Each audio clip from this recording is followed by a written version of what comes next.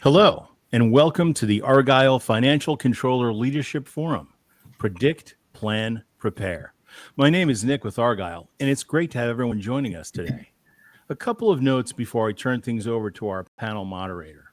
First, a quick reminder to stop by our sponsors' virtual booths at any time during today's event and for the following week.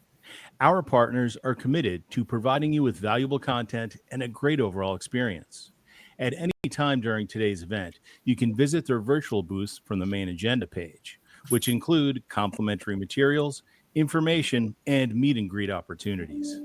Throughout today's event, you will also have the opportunity to win one of several prizes. So be sure to check out the prizes and raffle rules tab of the interface to see how you can earn points.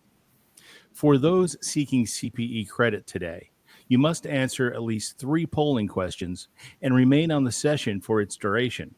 Polls can be found under the Polls tab on the right-hand side of your console next to chat.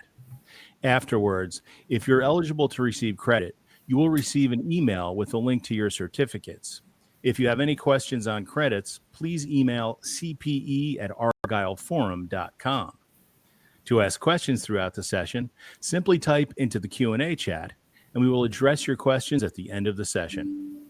Now, without further delay, I'd like to introduce our moderator, Philip Peck, Vice President, Advisory Services and Finance Transformation Practice, Peloton Consulting Group. We're super excited to have Philip and our panelists for a panel discussion titled Finance Transformation for Improved Efficiency. Welcome, Philip. Over to you. Nick, thanks. Greetings, everyone. I'm extremely excited to be moderating this session as I fundamentally believe the topic is highly relevant for the financial controlling and FP&A community, and we have 3 outstanding finance leaders here today to share their insights and wisdom throughout the panel discussion. Before we get started, just to share a little bit more about my background. As Nick said, I'm currently the Vice President of Advisory Services and Finance Transformation for Peloton Consulting Group. Our company helps other organizations drive digital transformation across their enterprise, providing advisory, consulting, and managed services capabilities across enterprise performance management, EPM, enterprise resource management, ERP, supply chain management, human capital management, customer experience, analytics, and data management for the cloud.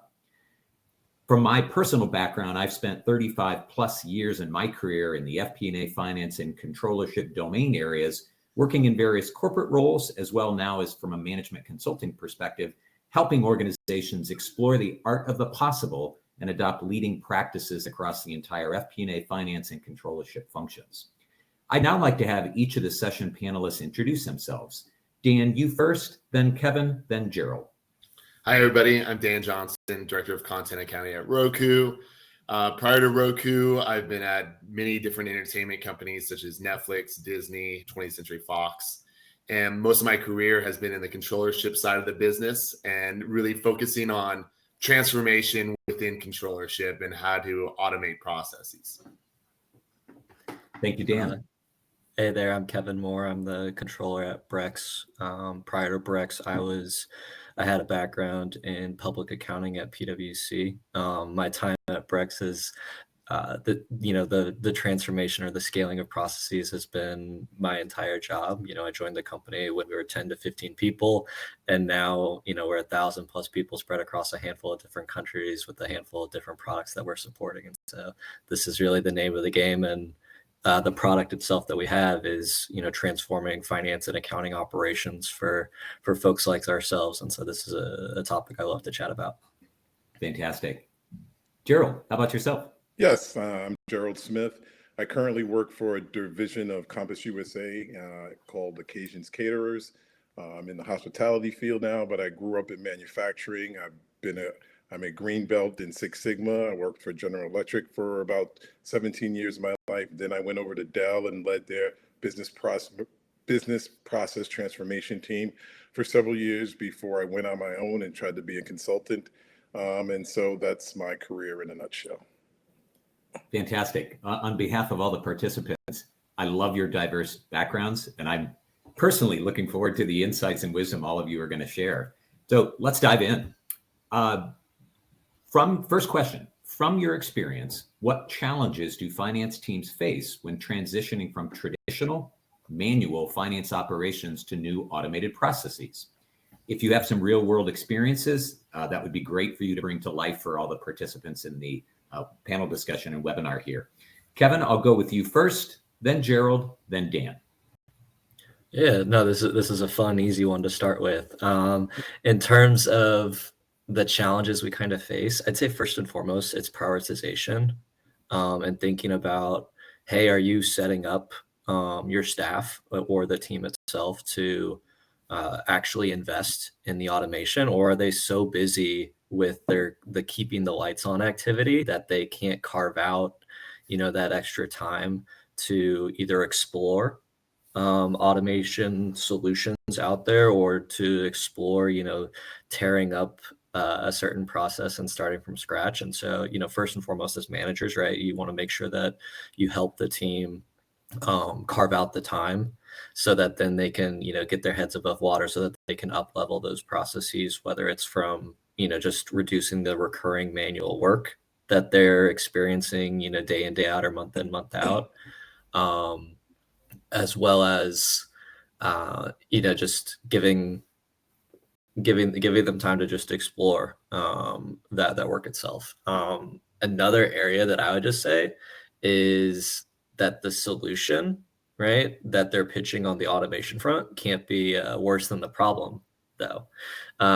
So I'll say, this was a great learning for me coming to Brex and not being in the industry before.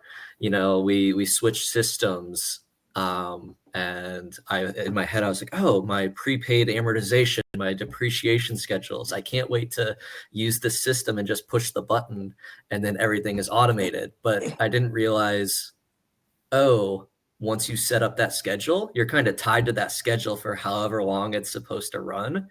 And as we were adding new GL accounts or adding more granularity, I ended up, signing up for an automation that ended up being more rigid than what my business could actually support. And so that was one of those experiences where I was like, oh, wait a second, I shouldn't have actually chosen this type of automation.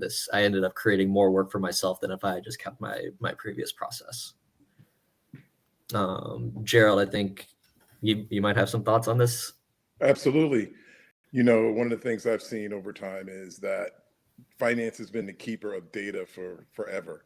And, if we don't communicate the proper change that's going to happen with the transformation, teams tend not to want to believe in them. They tend not to want to adopt in them. And I think we'd all agree that making sure that the communication of how the change is going to impact the various players is key into a successful transformation. No, I completely agree on that one. I do think that being a visionary and having a specific vision is key to all of this. I think many people have ideas of automation, and successful automations really need a vision from a leader to really influence the team and get buy-in from the team. I think there's a natural resistance for a lot of things that are change. And especially if you're changing from like a manual process, a lot of times we've built up these manual processes to be very bespoke for the business. You're already in the information. So if you just do this little nuance for the business, they're happy and it's not that a lot of time for you. But at the end of the day, you've built up all of these nuances that are very bespoke and take a lot of time, and it's hard to create automations for those. So you really need to have that vision to be able to influence the team to standardize a lot of the workflows before you even think about automating. I think about when I automate a process, step back and think about, is there a better workflow for this process? 90% of like the benefits might come from the fix of the workflow before you even plug it into an automation process. So a lot of times we want to automate for the sake of automate. We plug in something on top of a kind of substandard workflow from the get-go. And you get a substandard automation to deal with. Like Kevin said, like you might just jump in and automate something, but it became more rigid because the system isn't used to all these nuances that you have to adjust for. So now you definitely have manual automations upon the automation in order to fix what the business needs. So I think those are the main things that I look for when looking for issues in an automation process and getting buy-in from the team.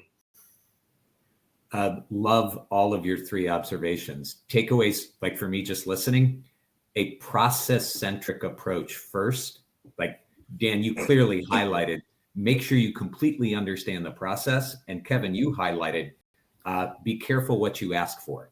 You may have collateral damage. You may have unintended consequences if you haven't fully thought through the entirety of the processes in the context of the solution that provides the automation capabilities.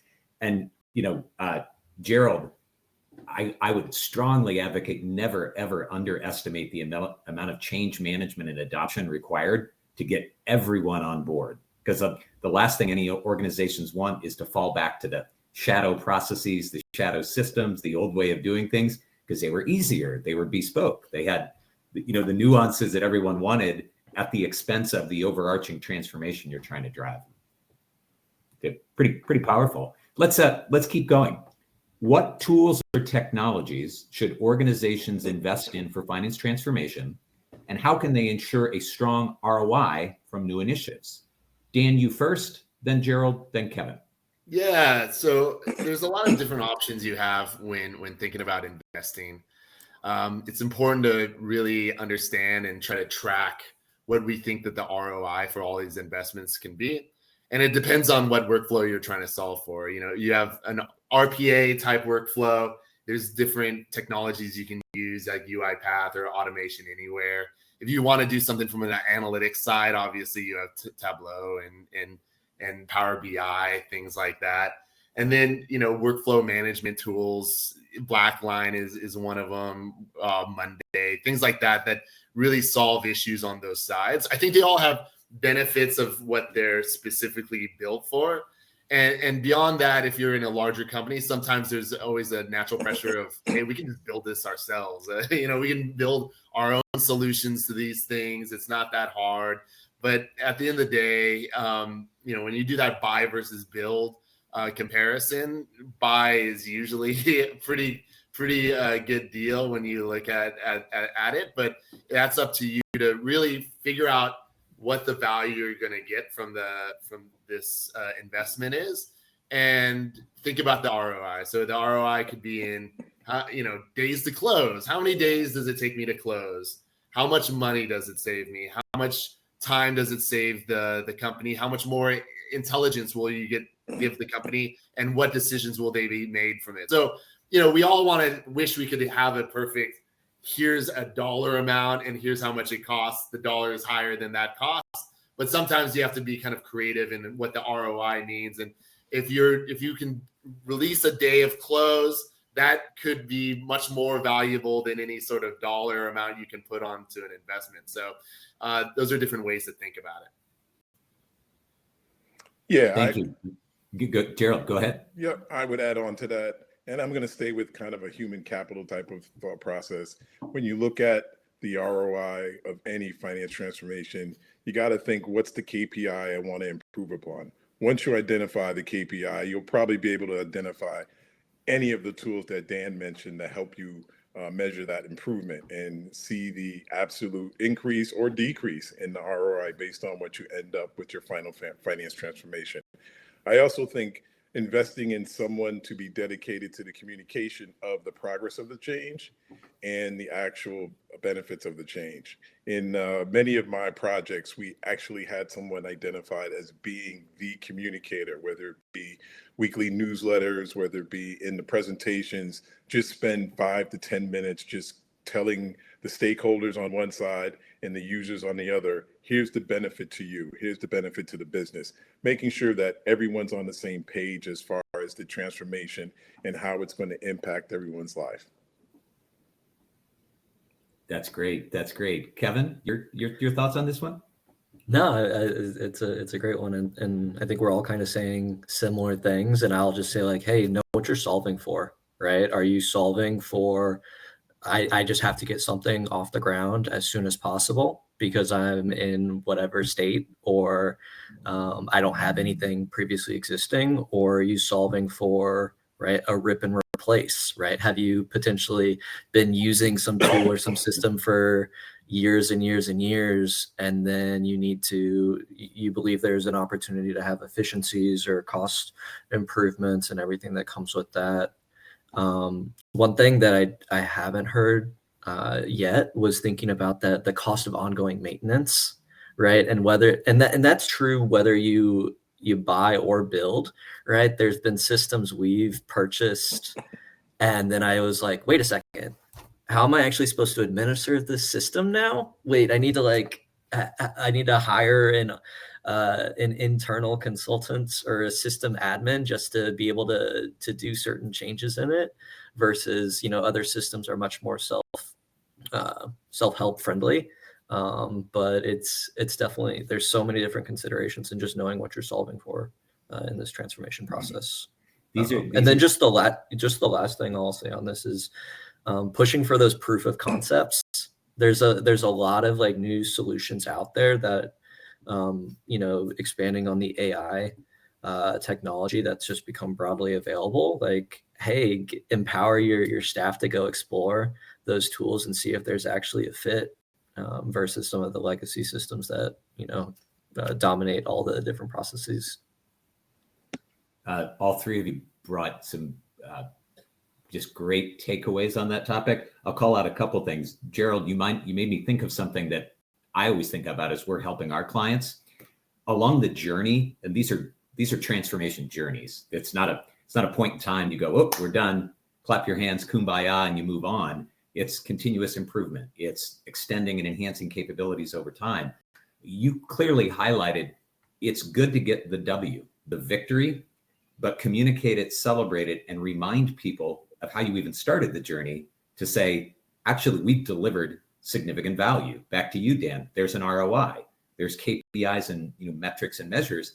It also builds up momentum and excitement because people go, well, wait a minute, Kevin, what else could we do? That was really great. That initiative, that freed up time for us to add value and insights and do whatever. We want more.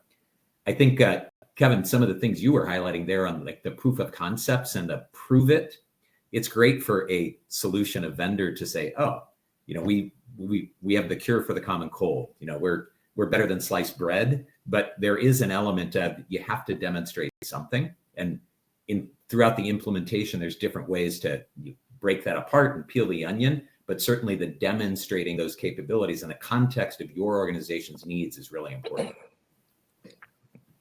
Let's keep ourselves going here. Third question. How can successful digital transformation in finance improve overall efficiency, and what finance processes should be automated first? Gerald, you, then Kevin, then Dan. Yeah, there is no one right answer to that one. I mean, I believe Kevin said it in the last question, know what you're solving for. If you know what you're solving for, then try to start at the lowest common denominator if possible. Sometimes, and I've been part of these, you think you can boil the ocean and you can create the silver bullet. There are no silver bullets, but you have to end up creating and get a win and do something, and you do something surface level. And you really haven't gotten to the core and the root of the transformation, because all transformation starts at the lowest common denominator. So know what you're solving for, and then try to start at that core and build out. Because once you have the baseline, you can always grow wider and wider and wider. And, I can just talk quickly about one of the transformations I was on. We were trying to change our general ledger, but the operations guy who was running the business and running this project said, oh, but we're going to start with improving the manufacturing control. And we said, not sure how we're going to measure that. If you do that first, we're going to still have the accounting system not correct. We're not going to have the waste management system not correct. There are going to be a lot of things that are still unanswered, and you're the operations guy. You want these answers. So why don't you let us start over on the finance side first, restructure the general ledger, restructure how we are measuring the various KPIs in the accounting, and then we'll move into operations. That felt like a more natural fit. After a little bit of discussion and kind of reworking the roadmap, the operation guy agreed, and then the ultimate project worked out much better than he ever anticipated. That's great. There's an element of go slow to go fast there, like getting getting the alignment first and getting the buy-in to go, this is the way we need to proceed, and then execute. Yep. Kevin, I love the real world example. Kevin, how about yourself on this question? Yeah, so again, going back to the knowing what you're solving for and chatting with the people that are at the lowest levels on the team, because sometimes they might be so embedded in their processes that they can't see that there's a different way around a problem. And you spend the time with them and you realize, are they just solving for a volume thing, right? Where it's like based on the scale of the business, right? A current process or the way they execute on a certain task is just, it's never going to scale, right? If it takes them 2 hours to process an invoice and you're like, wait a second, am I really going to be throwing bodies at this problem, or is there a different way for me to go about this just so that we can support the volume that we're going to be seeing? Or maybe it's solving for risk, right? Or solving to reduce manual errors that are taking place in certain things.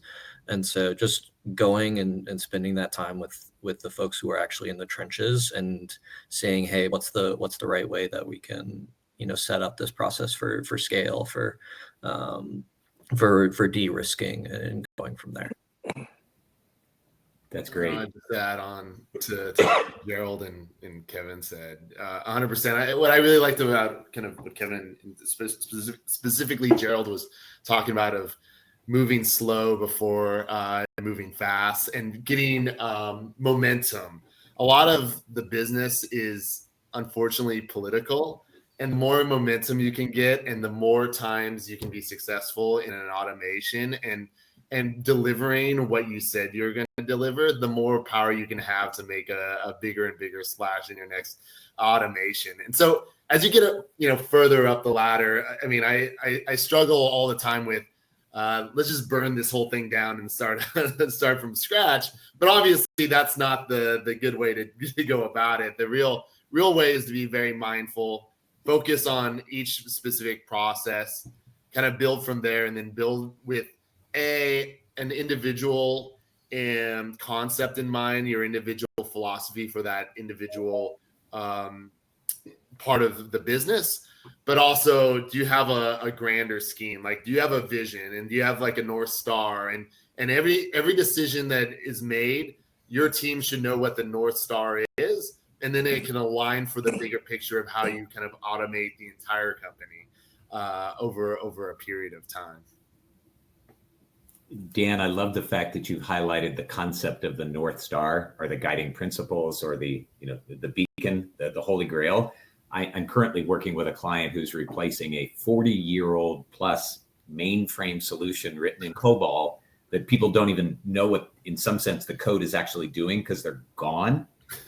So for them, getting the executive team aligned on what are those North Star elements, and they actually have a few that have some tension. They don't necessarily conflict, but they could. And forcing them to have the rigor and discipline to say, all of the superset of business needs and requirements need to map in some way, shape, or form to that North Star. It's been very, very helpful to get the organization aligned. So that I'm a huge advocate of that concept. Kevin, you made a couple points on this one where I know in my experiences, there is a tendency at times to jump to the future state. And whether it's burn down the bridges or, burn down the ship, or just dive into, let's just jump to it. Let's ignore the current state in some sense.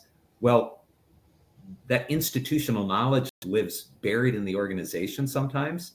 And you do need to have an appreciation, not belabor it too much, but know enough about that current state, because there's often key requirements or nuances or something that need to be addressed in some way, shape, or form. So you can't lose sight of it. Yeah. All right. Well, keep us going here. Question 4. How does automation help reduce manual errors, and how can this positively impact financial accuracy and decision making? Kevin, you first, then Gerald, then Dan. Yeah, so just in terms of the first part of that question, right? Say you had a process that was or you have a workbook that's a 20-step SOP that somebody has to split screen in order to get the job done so they can book that one journal entry. and maybe there's a system, maybe there's a macro, maybe there's insert whatever other tool out there. And instead of, somebody having to follow that 20-step process every single time that one journal is booked, it just becomes a 1 or a 2-step process, or potentially a no-step process. And so, in that situation, you could have, the best accountant in the world, but we're all human, right? And so if you're able to spend the time and set up the process so that they don't have to execute perfectly on that 20-step process, you reduce the risk of manual error, in perpetuity, kind of, as long as that process stays consistent.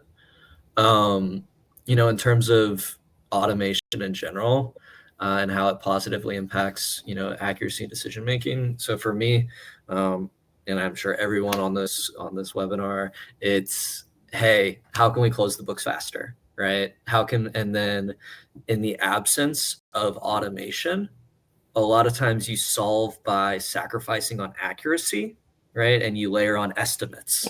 And so you take something like AP close, and okay, say you don't have a concept of a negative business day close for AP and accruals. You're just sitting around, you're processing your invoices, you're keying everything in, and you get to month end, and then boom, it becomes scramble time, right? And everyone is trying to do all this manual work on this 1 or 2 days. And then people say, well, wait a second, why don't we just shift all this work, to BD -4? But there's a trade-off, right, that comes with that. And so, you then have to build out an accrual process or an estimation process, and who knows how good or fun or accurate that ends up being. But then maybe you layer on some tool that helps you have your cake and eat it too, right? Where all of a sudden you're able to close, you're able to close on BD1 for this, and you have perfect information because you've set up whatever process so that everything flows in timely and accurately. And so I'd say, we're always solving for accuracy and timeliness of that financial information. And I think that's where automation really, really comes in. Makes complete sense. Those are really good examples. Gerald, how about from your experiences? Yep. So I had spent some time with General Electric during the time of Six Sigma being blown out throughout the entire company. And so I always look at process transformation as reducing the number of opportunities for defects. And so how do we eliminate the human touch, the manual touches, anything that's going to cause someone to have to intervene, as Kevin said, whether it be a macro or whether it be a shift, splitting the screen to do whatever steps you need to take. How do we reduce the number of opportunities to make a mistake? And then both Kevin and Dan said before in earlier answers, there's not enough appreciation for what is the current state. And sometimes we tend to want to automate a bad process, and all we've done is multiplied the number of defects in that automation. So we definitely want to make sure we try to reduce the number of opportunities to create an error, a defect. And we also want to make sure that we redesign the process such that we design the defects out of it. So when we do the transformation, we've created the opportunity for less defects to occur. Makes complete sense. The Six Sigma orientation and the defect mindset, that's pretty powerful. And it may not be in the vanguard as it once was, but the principles are still highly relevant, and they need to bubble to the forefront as we're driving digital transformations. Dan, how about your experiences? Yeah, no, very similar to Kevin and Gerald. So just to add on top of it, the goal is to make a process, go back to first principles, figure out where the data is coming from. How do you automate that data into your workflow in the most efficient way possible with the least amount of errors involved? The robot or the computer doesn't get tired. It will make less errors than a human would if the human was in that spot. But there's value that a human puts into it. So when I think about an automation of a process, I still think about what's the human element. And the human element, the goal is, or the North Star that we always try to achieve, is the robot kind of goes through the entire GL and books directly. the human reviews. So the human becomes a reviewer and an approver of the work that the robot is doing, to the extent that we can do that. It brings the human up to a place where they're not into the weeds, they're not in the woods. They can understand the process, the decisions that need to be made.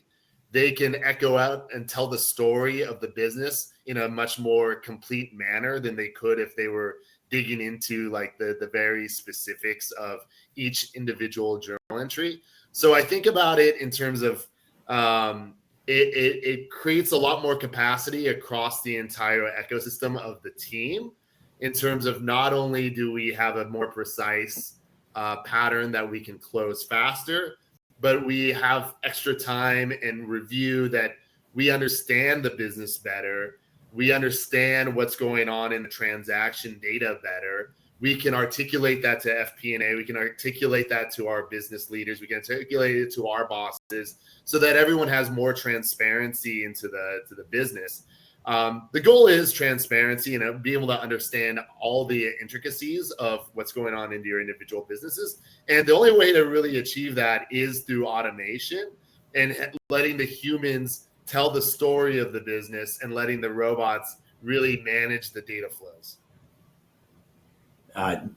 You've encapsulated that extremely well. It's a dynamic that I don't think we have the very specific question to ask all of you, but you've definitely leaned into as the roles change and what we're asking our practitioners to do. It's different. It's fundamentally different than what we asked them to do in the past. We're wanting them to be more business partners. We're wanting them to add insights and value. And to your point, Dan, tell the story back to the business, the implications of decisions they've been making, the financial impact, whatever those things are. But that's extremely exciting, because that's where the value prop is for all of us as big picture finance practitioners.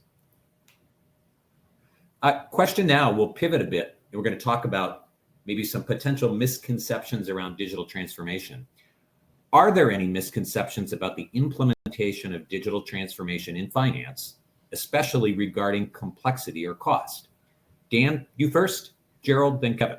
Yeah, I think Kevin kind of hit on this a little bit earlier, but some of the misconceptions can be, if you do the buy versus build, someone's going to see at the price tag of the buy and say, this is too much. Let's do the build side, but don't layer in all of the money that will come across just managing the system, updating the system over time, the maintenance cost. And then at the end of the day, every experience of build versus buy, build takes, what's the old mantra, twice as long as twice the cost. And so there's those elements where, at least with the buy, there's a lot of variability still in the system, but you generally know in a ballpark where you're going to land on a lot of these things from a cost and complexity standpoint. And then the maintenance is what I like the most from the buy side. Like, they're maintaining their systems. They have business customers that they have to maintain it for. A lot of times in the history, in the companies I've worked for in the past, they'll build something and then that's it. They're off to build something else. And you're trying to fix bugs, from an accounting side as they come up, or creating manual entries. Like, I know this bug is there. Let me just do this entry to rectify that bug. So the complexities of, I think the main thing that I think about from that standpoint is really understand the costs and kind of go from there. Makes complete sense. Gerald, what are your thoughts on this? Yeah, I think all the misconceptions are out there and they exist, and all the complexities are out there and they exist. I think Dan talked about buy versus build. I think whenever companies consider to build, they want to over design, which will build more complexity into the system or the process. And what tends to happen there is, after you get it running, only one or two people actually know how the full process works. And that's going to be a problem in the future. because those people will ultimately leave and move on to something bigger and better, or leave the company, and you won't have the institutional knowledge to fix anything that may break going forward, or you won't have the knowledge to change when things need to change. And so I look at a friend of mine. He was telling me about how he inherited a finance automation that was doing this accounting journal entry for his operation. And what was happening is, over time, the IT team built a little black box of book this amount into a deferred charge. And the deferred charge just kept growing and growing and growing. And so finally, he was like, something's not right. Let me go and dig through it. And he dug and he dug and he dug, and he went all the way down to the bottom and realized that the team that built the little macro did not understand what that macro was truly supposed to do. And they just built up this deferred charge. He had to end up eating that at some point, and it was not a happy camper. He's one of my closest friends. I really felt bad for him because it was not his process to create, but he did inherit it. And it's just one of those things that, hey, it's never the silver bullet. You've got to make sure you understand what you're building when you build it. Yeah, that's I like your story about the black box. Another project I'm working on, there's an organization that has a very, very elaborate black box that all the people are gone. It's unsupported. It's not even in a production environment. It's in a test environment, but it's fundamental to their closing the books on a global basis. So it's fraught with risk. Kevin, how about your thoughts on this one? I'll share a bit of a horror story that I kind of have, though, when I ended up buying a software and using, and I had this mentality of like, oh, well, if I just buy this software, it'll just do the job for me out of the box. And if I just use the implementation team from that software company, well, of course they kind of know exactly what I want and what I need. And, lo and behold, I didn't prioritize. I didn't spend as much time on the build out of that process or that solution. And they're like, all right, our job's done. We've hit our hours. Here's the deliverable. And I was like, wait a second, this actually doesn't do anything what I wanted. And then, we had to suffer through the system for however long. And then I ultimately had to go find a professional services company to re-implement the system for me. And it became, oh, I actually need to really spend the time also, with that team and making sure they're building exactly what I want or what I need in order to do the job. And so, yes, obviously, if you're choosing to build something in-house, naturally you're going to have to be very plugged into that build. But just because you're buying something doesn't mean what you're buying is going to be, turnkey for you. And so just making sure that, if you do opt to purchase a solution, there still is quite the level of ownership and oversight that you need to be providing as that thing gets rolled out. I think we all appreciate, especially the people in the audience here, telling the war stories or the horror stories, or the, gee, if I could do it over, what would I do differently? It's there's an element of eyes wide open, whether it's build versus buy or even a hybrid type of solution. I know a concept that I picked up long ago, but the concept of like a pre-mortem, not a post-mortem, a pre-mortem, as you go into a major transformative initiative, thinking through what are those critical success factors, but what could go wrong, and anticipating and having a mitigation plan. Or as you've lived it, Kevin, someone in the audience here could be thinking, ooh, hadn't thought about that. Wow, we need more due diligence when we go off and select a vendor and they say, yep, we'll just stand it up, get it up and running, and you're ready to go in 8 weeks. It's like, nope, slow down. Let's think this through in the context of our organization. Love those tips. I love that idea of a pre-mortem. I haven't used that word before, but I'm going to steal it and use it. But please do. I find that some people are like, well, I don't understand. Tell me more about it. And there's lots of elements that are just kind of common sense, because all of us have such institutional knowledge. And it's like, well, let's leverage that before we embark on the journey, and not wait until we're months in before going, oh, I wish I had thought about that. Or I wish I'd contacted Gerald because he's done this for, 25, things like that. Okay, before we do Q&A, one more question for you here. This is more on back to the human side. What skills or training should finance teams prioritize to ensure employees can effectively use new technology? Gerald, then Kevin, then Dan. I think one of the things that I was going through my entire career is a lot of change management training. I've had Six Sigma training, I have business process management training.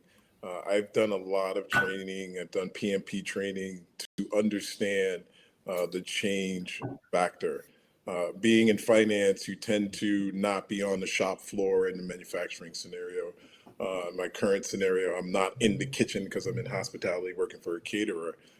But I try to utilize all of that learning to tell people, to explain to people, this is what you're going to encounter when we change this process. And it doesn't make a difference if I'm asking them to change the way they cut something or the way they're putting a light bulb in a machine. This is what you're going to encounter. This is the impact to you. This is what you're going to feel. And this is why it's going to benefit for you. So I would always say, do a little time on change management. It's very simple. There are a lot of easy reads on the topic to help people understand, hey, this is how you can help your transformation process move forward and how you can communicate to the participants and impacted players, what they're going to see in the future. Great perspective and great advice. Kevin, your turn on this one.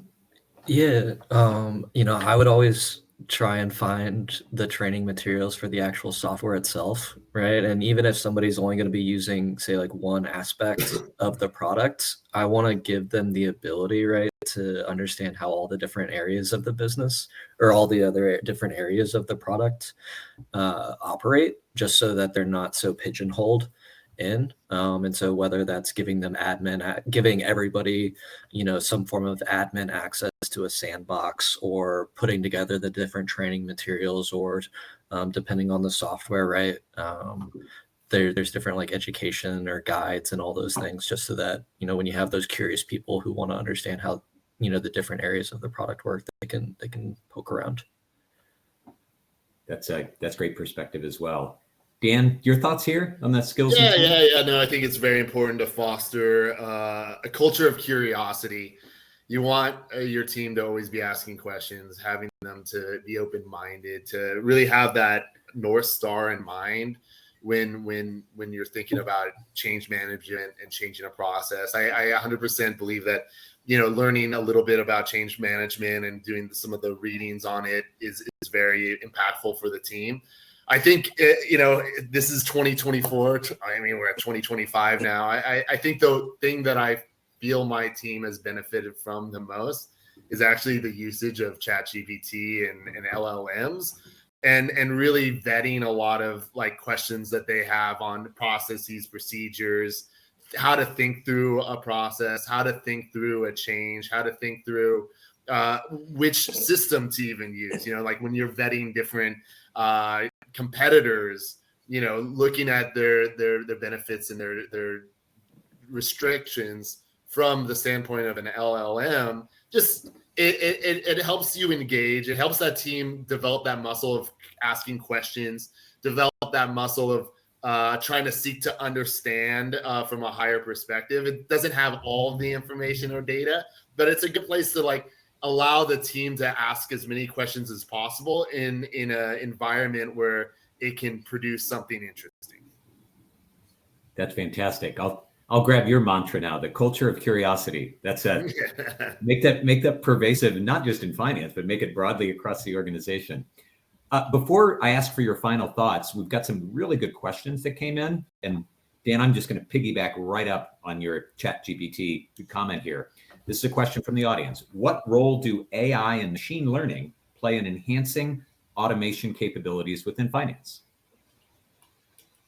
Well, yeah, I touched on ChatGPT a little bit. The issue, I'm curious. I know Kevin and I have do a lot in the AI world. I don't know. I'm sure Gerald does as well.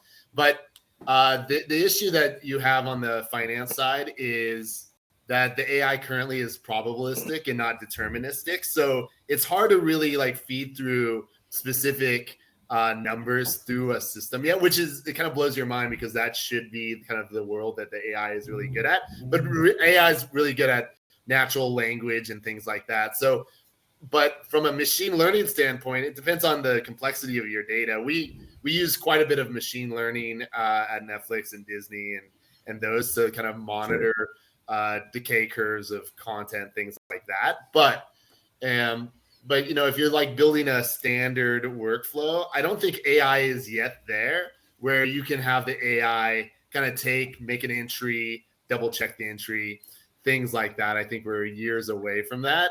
Maybe Kevin disagrees, but I know from a contract standpoint, what it's really useful at is natural language, reading a contract, spitting out what the relevant items of that contract can be to really speed up your workflows. Great use case. And Kevin, since Dan's handed it right to you to go, what's your perspective? I think it's completely transformational. And you think about, you know, hey, an invoice comes in and OCR reads it, and then it says, hey, how did you code this thing previously? Oh, this vendor with this memo.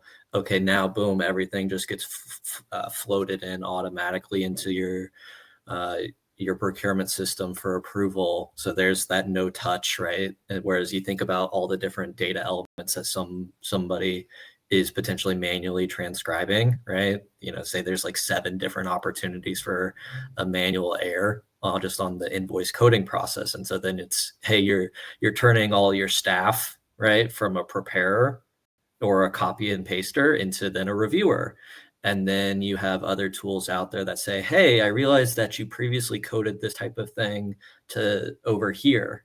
Would you like to create a rule so that then the next time it comes in, it's automatically, you know, adjusted? And so then instead of somebody having to run through that 20-step SOP every time they're doing a task, you just wrote it once and then it's already down there for you. And then I've seen some new tools recently that have actually automated like the flux analysis or the variance analysis process, where it's looking at all of your GL data and then it's kicking out, you know, a better variance analysis response than anybody on your team could spend potentially hours, you know, putting together and saying, hey, your SaaS expense went up by this amount this month based on all these different fluctuations across these 500 different SaaS providers you have. And so I think it's incredibly empowering. And I think just setting up your staff to like want to tinker with this stuff, it can just really bring a lot more joy into their work.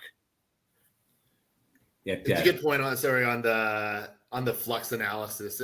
We've worked on different things where, like, even if the flux analysis is as good as an intern, just having the information is there that you don't have to type out these 5 things are up and these 5 things are down, and letting the reviewer go through and then adjust the comments still saves hours of time on a quarterly basis.